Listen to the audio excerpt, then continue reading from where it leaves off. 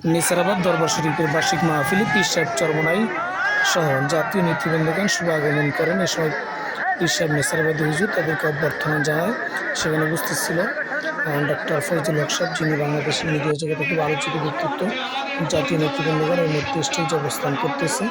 AB পার্টির মহাসচিব secretary barrister Fuad সাহেব বক্তৃতা রাখতেছেন। এখানে উপস্থিত আছেন জামাত ইসলামীর আমির ডক্টর শফিকুর রহমান, ইসলামী আন্দোলন বাংলাদেশের মোহতারাম আমির হযরত পীর সাহেব চরমোনাই, খেলাফত মজলিসের আমির মাওলানা আব্দুল বাসিত সহ বিভিন্ন জাতীয় নেতৃবৃন্দ ছাড়াও নেসারাবাদ দরবার শরীফের বিভিন্ন পর্যটক শ্রেণীবৃন্দ, ময়দানে ইসলামী আন্দোলন বাংলাদেশ সহ নেসারাবাদ দরবার শরীফ জামাত ইসলামের সমর্থকরা সেখানে উপস্থিত ছিলেন বিভিন্ন মিডিয়া ব্যক্তিত্ব। এই ভিডিওটা অবশ্যই সবাই শেয়ার করবেন।